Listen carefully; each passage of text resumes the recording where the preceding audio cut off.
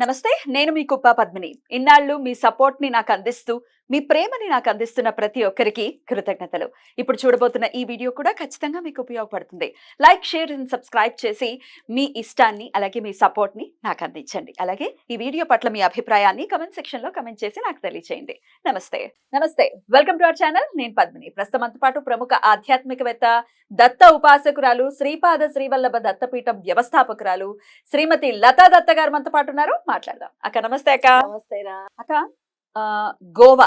ఈ గోవా ప్రాంతం గురించి అసలు గోవా అన్న మాట వస్తే ఎంటర్‌టైన్‌మెంట్ గుర్తొస్తుంది. కానీ అత్యంత ఆధ్యాత్మిక శక్తి కేంద్రీకృతమైనటువంటి ప్రదేశం ఏదైనా ఉంది భారతదేశంలో అతి కొన్ని ప్రదేశాల్లో ఉన్నాయంటే అది గోకర్ణం అని ఖచ్చితంగా చెప్పుకోవచ్చు. గోవా ప్రాంతంలో ఉన్నటువంటి అసలైతే గోకర్ణంగానే మనం గుర్తుపెట్టుకోవాలి. గోవా అంటే శుభ్రంగా బీచ్‌లమ్మడ, బట్టలు వదిలేసి శుభ్రంగా ఎంజాయ్ చేసేసి మత్తు పదార్థాలు తాగేసి ఇది కాదు. ఇప్పుడు గోవాకి అసలు ఎవ్వరు వెళ్ళట్లేదు పద్మిని. అందరూ గోకర్ణకే వస్తున్నారా? మారిందా? మొత్తం ట్రెండ్ మారిపోయింది. అందరూ కూడా గోకర్ణం, గోవా అనేది పడిపోయింది. నిజంగా చాలా చాలా అభినందనీయమైనటువంటి విషయం అని ఖచ్చితంగా చెప్పుకోవచ్చు. అయితే ఈ గోకర్ణ క్షేత్ర వైశిష్ట్యం ఏమిటి మరి? ఇప్పుడు ఒక కాశీ ఇంత విశేషంగా మనం మాట్లాడుకోవచ్చు, లేకపోతే ఒక రామేశ్వరం మాట్లాడుకోవచ్చు, ఒక అరుణాచలేశ్వరం ఇట్లా కొన్ని ప్రాంతాలకి చాలా చాలా వైశిష్ట్యం ఉంటుంది. ఎప్పుడు మనం గోకర్ణం గురించి మాట్లాడుకున్న సందర్భాలు లేవు. ఒకసారి చెప్పండి, ఏమిటి గోకర్ణానికి ఉన్నటువంటి ఆ వైశిష్ట్యం? ముందుగా గోకర్ణ అంటే గోవు యొక్క కరణము చెవు ఆకారంలో ఉంటుంది. ఆ ఆకారంలోనే మనం శివలింగాన్ని అక్కడ చూస్తాము. అందుకే గోకర్ణ అనే నామం వచ్చింది.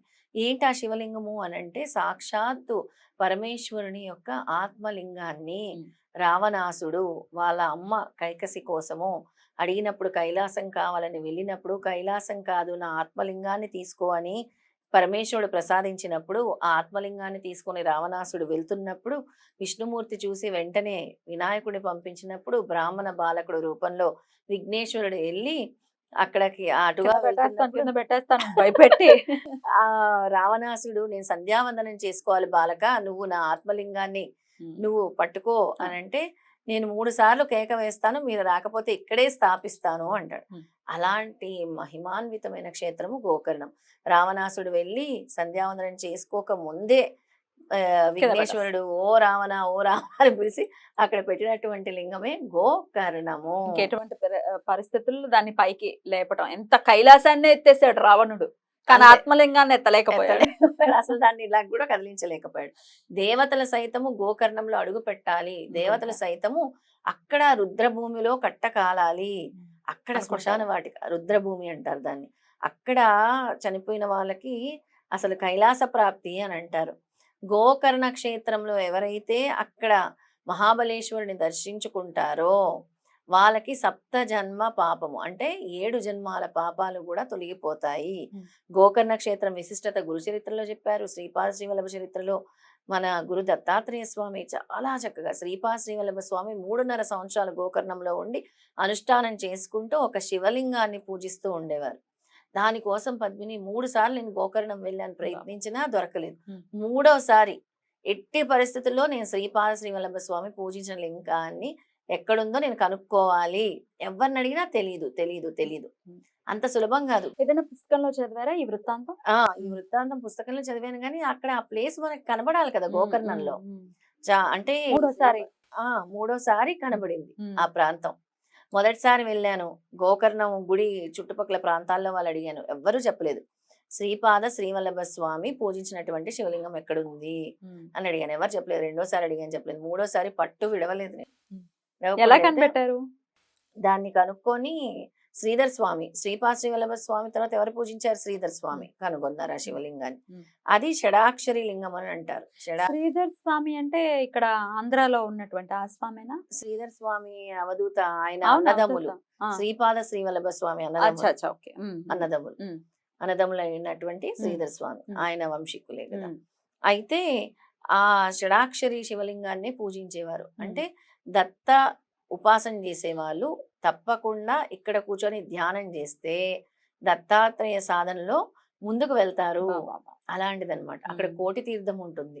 ఆ కోటి తీర్థంలో 100 నదుల నీళ్లు కలిసినటువంటి తీర్థంగా చెప్తారు కోటి తీర్థం. ఆ జలం ఒక్కసారి అందులో స్నానం చేస్తే మన సోల్ క్లెన్జింగ్ అవుతుంది అని చెప్తారు. Hmm. ఎక్కడ కూడా సోల్ క్లెన్జింగ్ అనేది వింటాం వినం వినం అసలు. వినం వినం అలాంటిది ఇక్కడ ఈ కోటి తీర్థంలో స్నానం చేస్తే మన ఆత్మ పరిశుద్ధం అవుతుంది, ఆధ్యాత్మిక పదం వైపు వెళ్తారు, మీ పాపకర్మలన్నీ కూడా తొలగిపోతాయి అని ప్రాచుర్యం ఉంది. ఎంత గోకర్ణం నుంచి ఎంత దూరంలో ఉంటుంది? ఇవన్నీ చుట్టుపక్కలే. చుట్టుపక్కలే ఉంటాయి. గోకర్ణ మహాబలేశ్వరుడు పక్కనే విఘ్నేశ్వరుడు గుడి ఉంటుంది. తర్వాత మనం చూడవలసిన ప్రదేశాలు భద్రకాళి టెంపుల్ ఉంటుంది, కోటి తీర్థం ఉంటుంది, షడాక్షరి అని చెప్పాను కదా, ఇది ఎవరికి తెలియదు, శ్రీవల్లభుడిది. అది ఒక వీడియో క్లిప్పింగ్ కూడా ఉంది. ఓ వావ్, అవసరమైతే ఇస్తారా మరి? తప్పకుండా చూపించచ్చా ప్రజలకి? తప్పకుండా చూపిద్దాం. Right, అక్కడికి ఇక్కడ వెళ్ళి నుంచి రైట్, మరొకసారి ఆ వీడియో ఇవ్వండి అక్క, నేను ఖచ్చితంగా వాళ్ళకి తప్పకుండా చూపించగలను. వెళ్ళి అసలు గోకర్ణ క్షేత్రం ఎందుకు వెళ్ళాలి అని అంటే, ఎవరికైతే జీవితంలో అభివృద్ధి లేదో, Hmm. ఎవరికైతే పెళ్లిళ్ళు ఎన్ని వచ్చినా అవ్వట్లేదో, ఎవరికైతే సంతానం లేదో, ఎవరికైతే బ్లాక్ మ్యాజిక్ ఇలాంటివన్నీ ఉన్నాయో, ఎవరికైతే భూత ప్రేత పిశాచ బాధలు ఉన్నాయో, వీళ్ళందరికీ ఒకటే ప్రక్రియ గోకర్ణ క్షేత్రంలో చేస్తారు. అదే మోక్ష నారాయణ బలి. ఓ ఓకే. దాని పేరు, ఆ పూజ పేరే మోక్ష నారాయణ బలి. దీనివల్ల స్త్రీ శాపం, పితృశాపం, నాగశాపం, సప్తజన్మ పాపం, బ్రహ్మహత్యా పాతకం, భూత ప్రేత పిశాచ బాధ, ఈ గ్రహ బాధ, ఇవన్నీ కూడా తెలియపోతాయి అన్నమాట. 7 రకాల శాపాలు కూడా ఈ మోక్ష నారాయణ బలి వల్ల తొలగిపోతాయి. ఎవరికైతే ఈ బ్లాకేజ్ ఉందో, అంటే తీవ్రంగా పితృదోషాల వల్ల ఇబ్బందులు పడుతున్నారు, తీవ్రంగా స్త్రీ శాపం వల్ల ఇబ్బందులు పడుతున్నారు, చాలా తీవ్రంగా నాగశాపం వల్ల ఇబ్బందులు పడుతున్నారు, వాళ్ళందరూ కూడా చేయించుకోవాల్సింది మోక్ష నారాయణ బలి. ఓకే, ఖచ్చితంగా చేయించుకోవచ్చు. డెఫినెట్ గా ఆ వీడియోని కూడా చూసారు మన ప్రేక్షకులు. చాలా చాలా అద్భుతమైనటువంటి వీడియోని కూడా చక్కగా మీరు క్యాప్చర్ చేశారు.